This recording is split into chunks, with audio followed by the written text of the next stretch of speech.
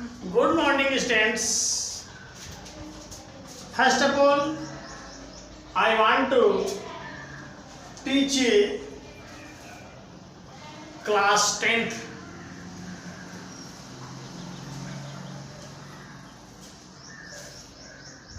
BSEB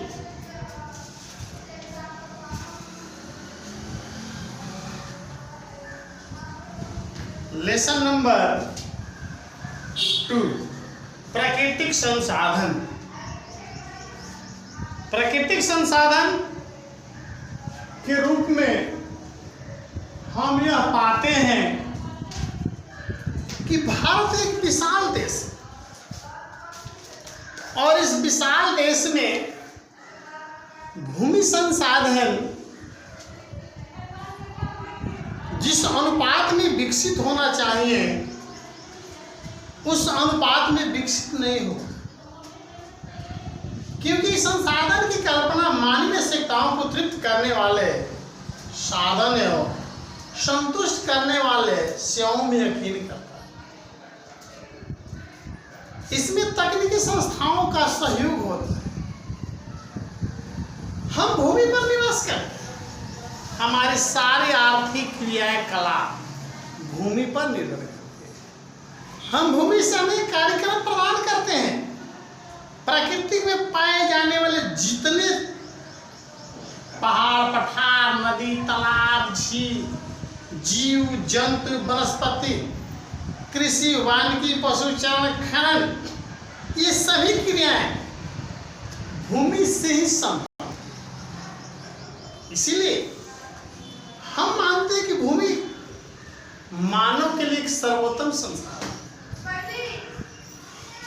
और इस भूमि को यदि हम सावधानी पूर्वक सही तरीके से उपयोग करें तो आने वाले समय में भूमि हमारे लिए अधिक हमेशा उपयोगी बनती है।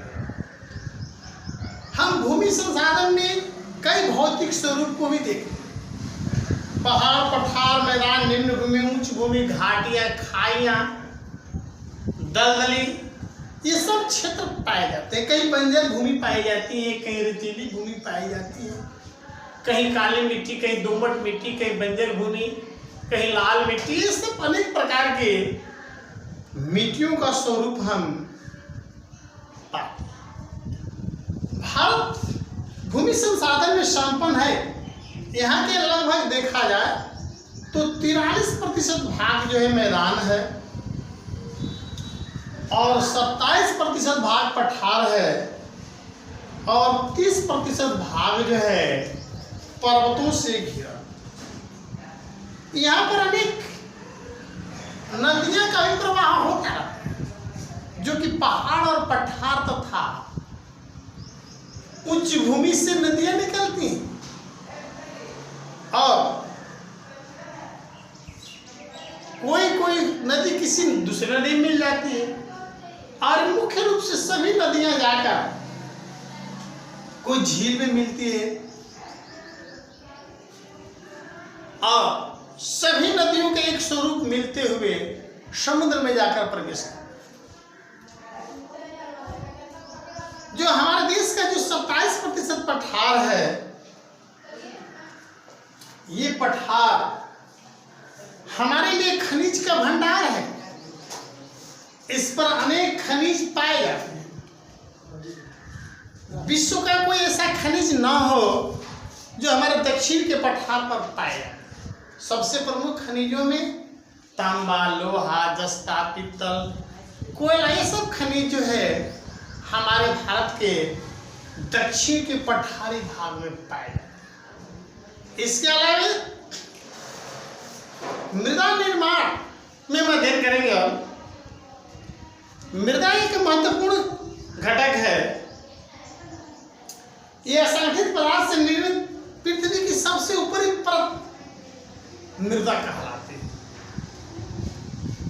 ये मृदा जो है नवीकरणीय प्राकृतिक संसाधन है। यह केवल पेड़ पौधों को विकसित ही नहीं करती बल्कि मानव के लिए भी उपयोगी, क्योंकि जितने जीव समुदाय हैं ये जीव समुदाय के माध्यम से ही मृदा का विकास हो, मृदा अधिक उपजाऊ हो। इससे हमें नष्ट न करें, यह हमारे जीविका का एक प्रमुख साधन माना जाता है, क्योंकि जिस स्थान की मृदा जितना ही उच्च कोटि की होती है वहां उतना ही अधिक उत्पादन। मृदा के निर्माण की प्रक्रिया बहुत लंबी प्रक्रिया है, कुछ सेंटीमीटर गहरी मृदा के निर्माण में लाखों वर्ष लग जाते हैं। ये मृदा का निर्माण जो चट्टानों के टूटने फूटने तथा भौतिक, रासायनिक और जैविक परिवर्तन से मृदा का निर्माण होता है। हमारे भूगोल शास्त्रियों ने इस मृदा के निर्माण की प्रक्रिया को एक धीमी प्रक्रिया माना, क्योंकि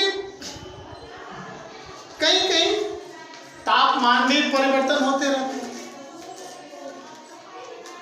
कहीं कहीं जल के माध्यम से मृदा प्रभावित होता है, पवन, हिम नदी, इन सब क्रियाओं से मृदा का अपघटन। कुछ ऐसे भी तत्व हैं कि इन्हीं प्रक्रियाओं के माध्यम से इसका निर्माण भी होता है। मृदा निर्माण में जैविक और रासायनिक परिवर्तन भी अहम भूमिका होती है। निष्कर्ष यह निकला जाता है और यह कहा जाता है कि मृदा निर्माण में जैव ह्यूमस जैसे अजैव दोनों प्रकार के पदार्थ भाग लेते हैं, यानी जैव और अजैव। मृदा निर्माण की प्रक्रिया के निर्धारण तत्व उसके रंग, गठन, गहराई, आयु, रासायनिक और भौतिक गुणों के आधार पर भारत की मृदा को निम्नलिखित भागों में बांटा जा सकता है। मृदा के प्रकार विवरण के बारे में अध्ययन करते हैं तो भारत की उच्च भूमि, जलवायु, वनस्पति में पर्याप्त विविधता पाई जाती है, जिसकी वजह से हमारे भारत में 6 प्रकार की मृदा पाई जाती है। इसमें सबसे पहले हम अध्ययन करेंगे जलोढ़ मृदा। यह मृदा भारत की विस्तृत रूप में फैली हुई सर्वाधिक महत्वपूर्ण मृदा है। उत्तर भारत का मैदान पूर्णतः जलोढ़ मिट्टी से बना हुआ है, क्योंकि हिमालय से निकली हुई नदियां जैसे गंगा, ब्रह्मपुत्र और ब्रह्मपुत्र की सहायक नदी तथा दक्षिण के पठार से निकली हुई नदी के माध्यम से हमारे भारत के मध्यवर्तीय मैदान तथा समुद्र तटीय मैदान का निर्माण हुआ है, जहां पर मृदा अधिक मात्रा में पाई जाती है। पूर्वी तटीय मैदान में स्थित महानदी गोदावरी, कृष्णा, कावेरी नदियों द्वारा निर्मित डेल्टा का भी निर्माण जलोढ़ से हुआ है। कुल मिलाकर भारत में लगभग 6.4 करोड़ हेक्टेयर क्षेत्र पर जलोढ़ फैली हुई है। यानी जलोढ़ मिट्टी का गठन बालू, सिल्ट और मृदा का विभिन्न अनुपात में होता है। इसका रंग धुंधला से लेकर लालिमा ले पूरे रंग का भी होता है। मृदा के कण नदी मुहाने से घाटी में ऊपर और क्रमशः बड़े होते जाते हैं। ऐसी मृदा पर्वतीय क्षेत्र में बने मैदान जैसे द्वार, चौर, तराई आमतौर पर मिलते रहते हैं। इसके कणों में खटकों के अलावा मृदा की पहचान के आयु में भी, आकार में भी जलोढ़ इस तरह देखा जाए तो जलोढ़ मृदा 2 प्रकार की, एक पुरानी जलोढ़, एक नई जलोढ़। पुराने जलोढ़ में कंकड़ और बजरी की मात्रा अधिक होती है, जिसे हम लोग बांगर कहते हैं, और जो नई जलोढ़ होती है इसमें महीन कण होते हैं, इसे हम लोग खादर कहते हैं। यानी खादर में बालू का या मृतिका का मिश्रण होता है, जिससे काफी उपजाऊ होता है। इस तरह माना जाए। तो जलोढ़ मृदा में पोटास, फास्फोरस और चूने जैसे तत्व की प्रधानता होती है, जबकि इसमें नाइट्रोजन और जैव पदार्थों की कमी होती है। यह मिट्टी गन्ना, चावल, गेहूं, मक्का, दलहन जैसी फसल के लिए उपयुक्त मान लेती है। अधिक उपजाऊ होने के कारण इस मिट्टी पर गहन कृषि की जाती है, जिसके कारण यहाँ पर जो है जनसंख्या गहन पाई जाती है। थैंक्स।